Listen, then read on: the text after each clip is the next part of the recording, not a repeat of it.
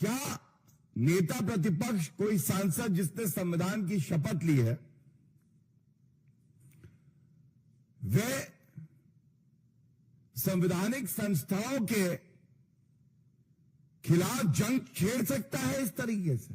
आप modus operandi समझिए उनका। क्या मोडस ऑपरेंडी है?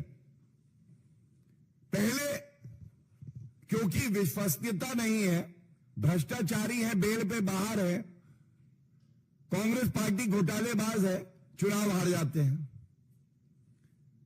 जब चुनाव हारते हैं तो स्टेप नंबर 2, ठीकरा कहीं फोड़ना है। तो ठीकरा फोड़ते हैं वो कभी ईवीएम पे, कभी वीवीपैट पे, कभी इलेक्शन कमीशन ऑफ इंडिया पे, कभी जनता को ही बुरा भला कह देते हैं और झूठे आरोप लगाते हैं बिना तथ्यों के, और कभी औपचारिक शिकायत नहीं देते हैं। No formal complaint is ever given. If you want to seek a remedy in law, Mr. Rahul Gandhi, I must remind you, our country, Bharat, India, is governed by rule of law, the Constitution of India. And there are forums to raise your complaint, but there is a procedure prescribed. You have to give a formal complaint. तो step number 2, कोई औपचारिक शिकायत नहीं। तीसरा, जब media में अनर्गल आरोप लगाते हैं, उसके बाद प्रमाण मांगती है कोई संवैधानिक संस्था, तो प्रमाण देने से मना कर देना। शपथ पत्र मैं दूंगा नहीं, डिक्लेरेशन मैं करूंगा नहीं। जो संवैधानिक संस्था है वो कहती है आप जो तथ्य कह रहे हो वो गलत है, रिकॉर्ड पे कुछ और है, आप झूठ बोल रहे हैं, गलत है, और आप कहते हैं नहीं, मैं डिक्लेरेशन नहीं दूंगा, मैं शपथ पत्र नहीं दूंगा, आपके तथ्यों का मैं जवाब भी नहीं दूंगा। जो मैं कहूं खाता ना बही, जो राहुल गांधी कहे वो ही सही। उसके बाद सबसे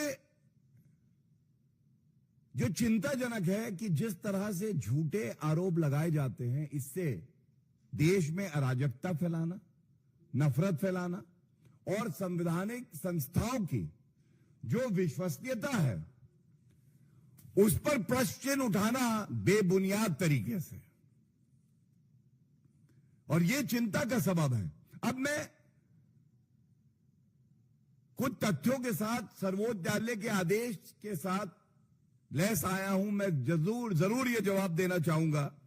पहला क्लेम क्या है? राहुल गांधी कहते हैं, ये बहुत अहम है सभी मीडिया साथियों के लिए भी, और राहुल गांधी जहां मिले माइक लगा के पूछिएगा क्या कहना है इस पे। राहुल गांधी का आरोप नंबर 1 है, digital voter list machine readable format में नहीं दी जाती है, यही कहा है राहुल गांधी ने। सबसे पहले तो जो हमारी जानकारी है, वोटर लिस्ट वेबसाइट पे हमेशा उपलब्ध कराई जाती है। यह बात अलग है जब राहुल गांधी चुनाव हार जाते हैं तो इस तरह के आरोप लगाते हैं, लेकिन न्यायालय नहीं जाते हैं। और क्यों नहीं जाते मैं आपको बताता हूं। इसका उत्तर एक जजमेंट है मेरे पास सुप्रीम कोर्ट का, और आप बड़े ध्यान से सुनिएगा। यह बात है 2018 12 अक्टूबर का जजमेंट, और ध्यान दीजिए कौन गया था सर्वोच्च न्यायालय?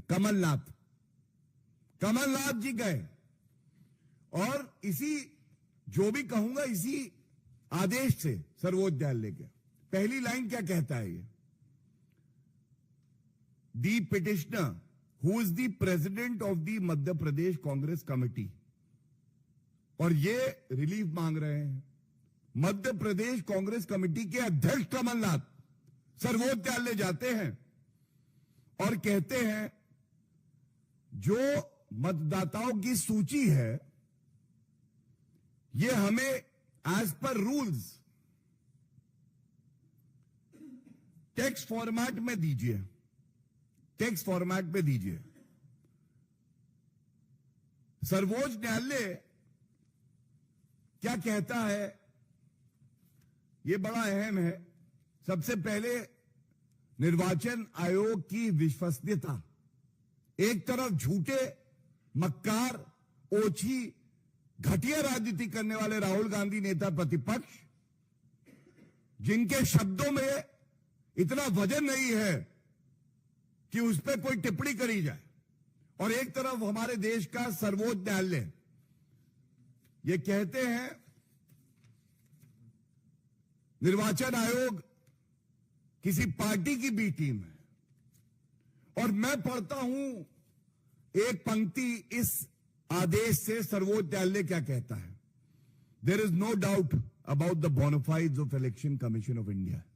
It is a matter of record that in the last 25-30 years, Election Commission of India has built up the reputation of an impartial body which tries to hold fair elections. It is a constitutional authority and has been discharging its functions quite satisfactorily. This is what the Supreme Court says. The important takeaways are no doubt about the bona fides of the Election Commission of India. उनकी मंशा पर शक नहीं किया जा सकता।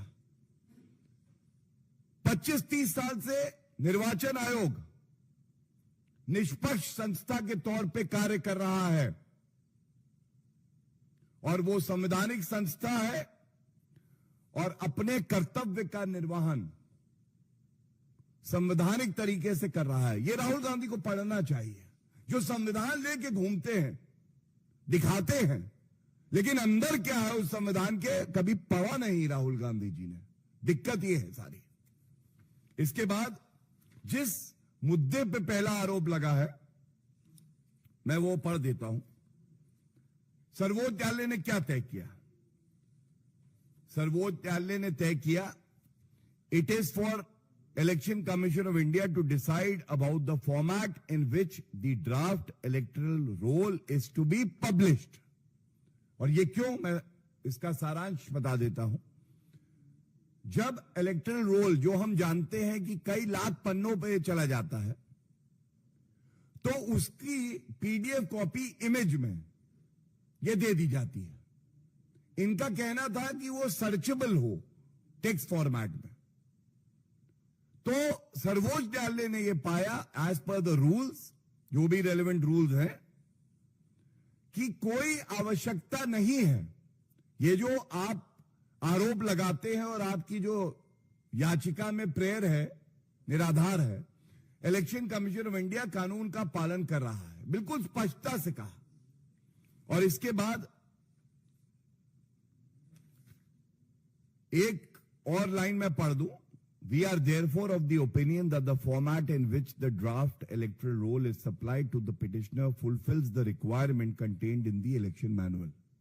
जिस तरीके से निर्वाचन आयोग इलेक्टरल रोल को उपलब्ध करा रहा है सभी पार्टियों को, वो कानून संगत है, संविधान संगत है।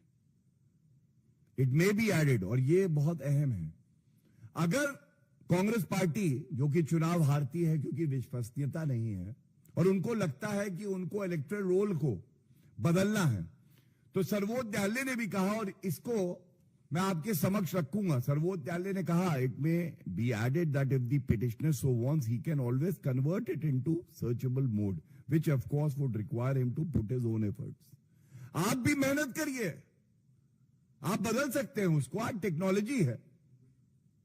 अब राहुल गांधी जी अगर टेक्नोलॉजिकली साउंड नहीं है तो इसमें भारत का लोकतंत्र कुछ नहीं कर सकता, लेकिन बदला जा सकता है, यह सर्वोच्च न्यायालय कह रहा है। तो इसलिए पहले मुद्दे पे मुंह की खाई, गलत तथ्य बोल के गलत आरोप लगाना राहुल गांधी की आदत है। दूसरा, राहुल गांधी जी पुनः अपने विध्वंसक अवतार में कहते हैं सीसीटीवी फुटेज जो है